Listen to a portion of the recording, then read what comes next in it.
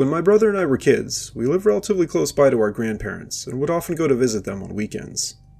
My parents, or at least my mom, was a practicing Catholic, so we'd go to church most Sundays. When we visited my grandparents, we'd go to the church near them, and I actually have a lot of fond memories from there.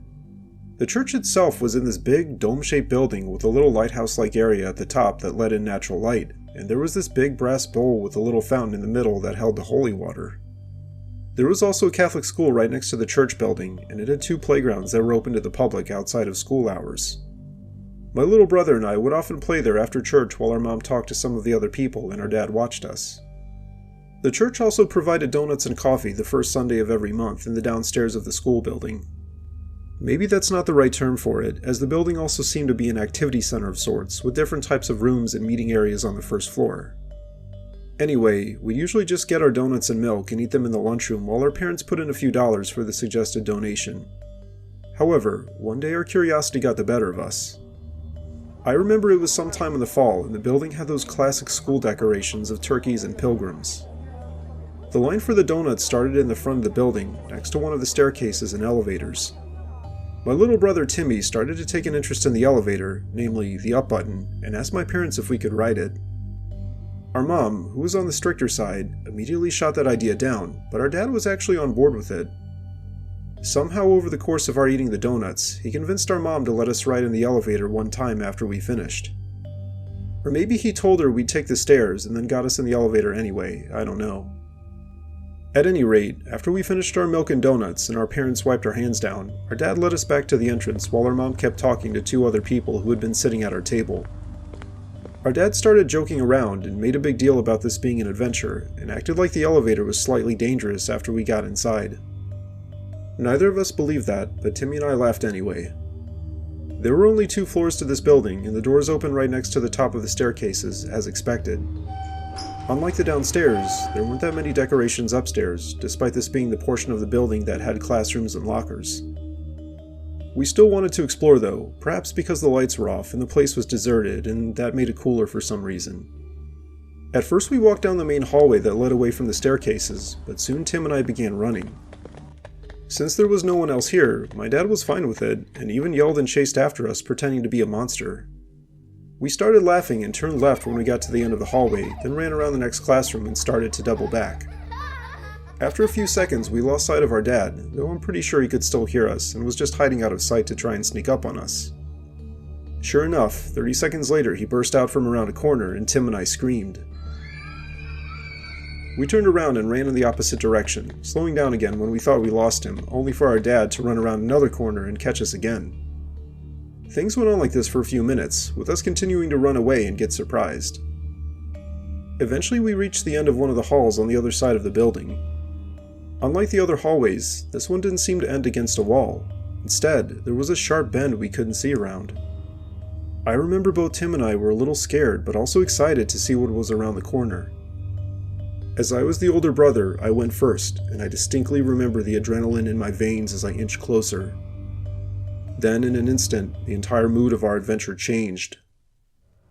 The split second I stuck my head around the corner, I saw what I can only describe as a large piñata monster quickly turn its head towards me and open its mouth like it was about to scream. Instead, I screamed and bolted back down the hallway. Timmy, not sensing the actual fear in my voice, started screaming and laughing, and a few seconds later we ran into our dad, who told us it was time to go. After catching my breath, I started to try to explain what I saw, but Timmy was joking around screaming and punching him, so he was too distracted to listen. Instead, he just led us back to the front of the building, and this time we took the staircase down. Our mom was there waiting for us, and for some reason I didn't feel like trying to tell everyone what I saw again. Therefore, I just let it drop. To this day, I still have no idea what that thing I saw was.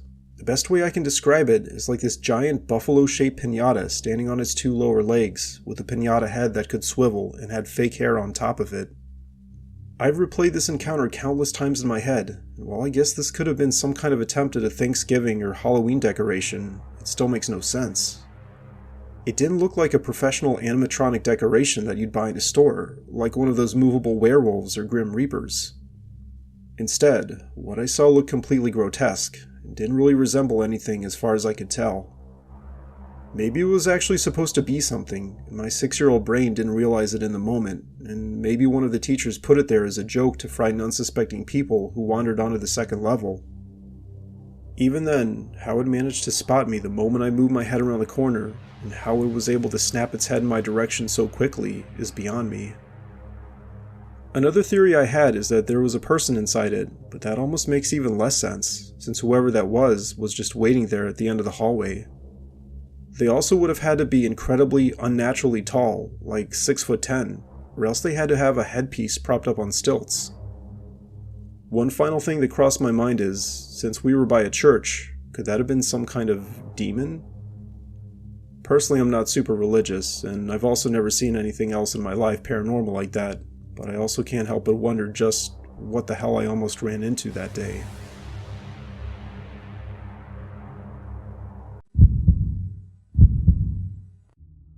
My sister Josie and I grew up going to church, and I vividly remember playing outside both before and after Mass.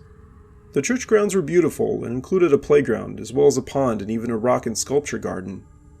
There were also these trees whose trunks grew low to the ground that Josie and I climbed, and a walking trail that connected to some of the church's sidewalks. Our parents would commonly visit with other people they knew while Josie and I played outside, and perhaps because we usually didn't get into trouble, they'd let us get out of their line of sight sometimes. The events of this story took place one Sunday in summer. I was 8 and Josie was 6. Mass had just ended, and we and a couple of other kids were playing on the playground. The littler kids were running around and laughing, while Josie and I and this one other girl were coloring the kids' bulletins they handed out in church. I remember it kept getting hotter as time went on, so almost everyone had left within 10 minutes. Eventually Josie and I walked back over to one of the church entrances where our parents were talking to this one lady and asked if we could sit inside at one of the tables. Our dad said that was fine, so we went inside and sat down. Maybe 5 or 10 minutes had passed, and then this random kid we'd never seen before came up to us. Not that I was trying to be judgmental, but something about him immediately struck me as odd. For one thing, he wasn't dressed like he had just been in church, and for another, he had this slightly disturbing smile. Josie and I were sitting across from each other, and he sat down next to Josie. Without saying anything, he looked at her coloring in one of the pictures. This kid looked older than us, maybe like 11 or 12, and I honestly felt a bit intimidated. After a few seconds, I broke the silence and asked the boy what his name was. He immediately snapped his head in my direction, and looking me dead in the eye, said his name was Jeff. I said, "Nice to meet you," and didn't take my gaze off of him. Josie turned to face him and introduced herself, and then we just sat there awkwardly until I broke the silence again and asked him if he went to this church. Jeff looked at me and for a moment didn't say anything. Then he said no and continued to stare at me. At this point I was starting to get nervous and looked back to where our parents had been standing near the entrance. They weren't there anymore. My guess was they walked over with that lady to one of the other rooms to help with something, like counting the collections. But I didn't know for sure which room they went to. Then Josie asked Jeff if he lived nearby, as there were neighborhoods nearby, and in the same tone of voice Jeff said no, again. I tried to think of an excuse for us to walk away, but before I could do that, Jeff smiled and asked if we wanted to see something exciting. Josie said sure, and when the kid got up, a second later she got up with him. My heart started pounding, and I got up as well. I walked over to her and whispered in her ear that we should stay here. Jeff apparently heard that, because he stopped and turned around and glared at me. He said in a loud voice that she could come with him if she wanted to. The face he made was disturbing, and I tried my best to stay calm and sound assertive as I told him that Josie was my sister and she wasn't going anywhere without me. Jeff looked at me for a few seconds, then asked where our parents were. I didn't like how the situation was going, and I told him they were here in the church. Jeff bluntly asked where, and I didn't have a good follow-up. Then Jeff began smiling again, and said it would only take a few minutes. He started walking towards one of the other church entrances and motioned for us to follow him. I decided it would be best to go along with him for now, and then try to lose him whenever we had an opportunity. I also prayed to God that our parents would be standing right outside, but of course, they weren't. We walked back outside and into the heat, then down one of the sidewalks and onto a walking trail. I was literally about to speak up when I noticed something in Jeff's back pocket.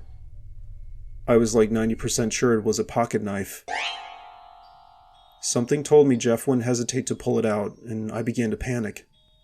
I was trying to figure out where he was leading us, but I'd never been down this trail before. We kept walking and eventually came up to this electrical enclosure with what I think were several large transformers and a fence around it. That's when I noticed the hole in the fence that had apparently been cut with pliers. My heart sank, and sure enough, Jeff led us to the hole and proceeded to say, "Ladies first." I honestly didn't know if he had a trap plan for us or not, but at this point I was willing to turn around and run. My mind was racing, but somehow I managed to blurt out, "It's dangerous, boys first." Jeff glared at me, but a second later he shrugged his shoulders and started crawling through the hole. He began to walk around one of the transformers, and that's when I grabbed Josie's arm and told her we needed to go. She hesitated, but a moment later we both heard a large crackle of electricity. We screamed and ran all the way back to the church. Our parents were now standing back outside the entrance where they'd been before and immediately noticed something was wrong. I explained out of breath what just happened, and while my mom was almost about to cry, my dad seemed a lot more upset. He asked us to point out the trail we took, and then told us to stay with our mom as he went to check it out. For all we knew, that boy had just been electrocuted to death, and I felt a strange mix of emotions waiting for our dad to come back. He did so 10 minutes later, and I felt relieved when he told us he looked all around the transformers but didn't see anyone. Our dad ended up calling the non-emergency number and explaining the situation to the cops, mostly so that the electric company could be made aware and patch up the fence. Our parents also alerted staff of the church in case that boy came back, but I don't think he ever did. This is still one of the most terrifying memories of my childhood, including the fact that I almost witnessed someone get electrocuted. I'm not sure what made that sound, and maybe Jeff just pushed something into one of the transformers, but whatever it was, I'm glad we weren't there to see it. And I'm also glad that he never reached into his pocket and threatened me and Josie with whatever he was carrying. Years later, I still can't help but think about how things might have turned out differently. My friend Brandon and I both grew up in somewhat religious families, so we go to vacation Bible school in the summers. I'm not sure what everyone else's experiences were, but our particular vacation Bible school was pretty chill. We were in a group of about 10 8 to 12-year-olds, and besides having lectures on religious topics like the life of Jesus, there was a lot of time where we just play board games and walk around outside. Our church and the activity building were located in the middle of this forest preserve with these huge oak trees. I still remember our teacher, Mrs. Lazen, having a race where whoever filled up their bucket with acorns first would win one of the prizes from the prize drawer. Honestly, those were really good and carefree times, and I miss them more now as I get older. However, there was one experience that was downright disturbing. I'm pretty sure this happened on the last day of the week-long camp the year that Brandon and I were both 11 years old. There was this huge storm, probably one of the biggest ones ever throughout the time we lived in our home growing up. Maybe for that reason the rest of the church was deserted and our group were the only ones there. I remember my mom talking with Mrs. Layson and one of the other moms when she picked me up the evening before about whether or not the camp would even be open tomorrow. When she dropped me off the next morning around 8, the storm clouds were already building, and I remember seeing and hearing the wind gust through the trees. Being a young boy and a nature lover, I was pretty stoked, as was Brandon when he arrived a few minutes later. We were sitting in the lunchroom watching some educational video on one of those old school CRT TVs on a cart with wheels. This is where we'd meet each day, and then once all or most of us had arrived, Mrs. Lazen would lead us to our classroom down one of the hallways, and we'd start off with a lesson and group activity. On this particular day, I remember Mrs. Lazen greeting each of us as we arrived, but then looking outside at the sky as it continued to get darker. As each new parent came to drop off their kid, I remember she looked more and more frazzled. Finally, we were all there except for one boy who was sick, and Mrs. Lazen turned off the TV and started leading us down the hallway. No sooner had we gotten inside and set our stuff down than the first bolt of lightning struck. Brandon and I looked at each other and started smiling while this one girl Clarissa started to freak out. Mrs. Layson, or I'll just call her Mrs. L for short, did her best to calm Clarissa down as she continued reading from this packet about how Jesus and his disciples traveled around giving sermons. Once she finished, we had to answer a few questions in our packets and then do the color by numbers activity on the last page. As we did so, the thunder kept crashing and the rain started coming down. The wind also picked up, and that's when we heard it. Clarissa screamed as a loud bang came from somewhere above us. A moment later we realized what it was. An acorn hit the metal roof of the building. Normally they didn't fall directly on it, but I guess with the wind and the branches shaking, one of them managed to hit it. Mrs. L again did her best to calm Clarissa down, but a second later we heard another one and Clarissa let out another scream. By this point, Brandon and I and the other 3 boys in our camp were giggling to each other, while Mrs. L, the other 2 girls, and Clarissa in particular seemed about to panic. Mrs. L shushed us as she tried to figure out what to do. In an unfortunate, but at the time completely reasonable decision, Mrs. L had us go to the church building to get away from the sound. The church building was older, and I don't think it had a metal roof, so it actually made sense. The buildings were about 50 feet apart, and while there was a covered walkway between them, the top was just a thin strip of fabric. The rain was also coming down sideways, and the fabric looked like it could tear at any moment. I remember lining up in the foyer area, watching the rain through the large windows, while Mrs. L cautiously opened the door and assessed the situation. After a few somewhat tense seconds, Mrs. L looked at us and told us we'd cross as a group and to open our umbrellas. The boys and I started cheering and made a dash for the door, while Mrs. L shouted at us to quiet down and made sure each of us had our umbrellas open before we all stepped outside. The rain was almost deafening as we held our umbrellas in the direction of the wind and walked quickly under what little shelter the awning provided. When we were like halfway across, a gust of wind almost blew us over and Clarissa started screaming again. Mrs. L put an arm around her and yelled at us to keep moving. Finally, we got to the church building and stepped inside the front area, all of us soaking wet. I remember vividly the scene of Mrs. L holding Clarissa's head to her chest and trying to calm her down as she cried. Mrs. L told us to go sit inside the church and do our morning reflection prayers as she called someone on her phone. We never saw anyone use their phone in church before, or at least not get in trouble before, so this only added to the intensity of the situation. I still remember the exact moment we were all sitting in one of the pews in the back when the power cut off. All the girls erupted into screams, and a second later the dim emergency lights came on. Mrs. L rushed towards us. She started yelling again and trying to calm us down as she told us we needed to shelter in place. Apparently she had just been speaking with someone from the church, and there was now a tornado watch in effect. One of the boys, Justin, asked Mrs. L if our parents were coming to pick us up, but she didn't seem to know how to answer that. Instead, she had us all sit down in a line against the wall of the church that separated the inside with the pews from the outside meeting areas. Even though the acorns weren't hitting the roof, we could still hear the wind and rain outside, and every time the lightning flashed, the stained glass lit up. It was honestly pretty biblical. A minute or two passed and Mrs. L's phone rang. She picked it up and a moment later seemed surprised and scared. She kept talking to the other person for a few minutes before telling them to stay there and that she'd call them right back. What Mrs. L told us was shocking. Apparently the church building itself didn't have a storm shelter room. Maybe that was because it was older, I don't know. Anyway, the only shelter room that could keep us safe from tornadoes was in the activity building. We all let out gasps at the thought of walking back outside where the wind could probably knock us down by now, but Mrs. L shushed us and explained that there was actually a tunnel that went between the two buildings. None of us knew something like that existed, and apparently Mrs. L didn't either. She told us she was going to lead us over and that we absolutely had to stay together as a group. We all agreed, and then with almost perfect timing, we heard one of the windows shatter and rain start coming through, followed by an almost deafening clap of thunder. Mrs. L stifled someone's scream as she got up deliberately and motioned for us to follow her. She led us down some back hallway in a part of the building we'd never been to before. Brandon and I weren't really scared, or at least, we didn't want to admit it to each other. We and this other kid Tony started joking how this was like in Jurassic Park, where the female protagonist had to get inside the bunker and restart the power. Eventually we got to this one door and Mrs. L took out her keys and after a few attempts was able to unlock it. Now here is where things started to get creepy. On the other side of the doorway was a set of concrete steps, and the narrow, reflective strips led down to complete darkness. Mrs. L turned on the light on her phone and started to lead us down. Clarissa and the other girls stayed right next to her, while me and the other boys brought up the rear. I was the last one, so I closed the door behind me.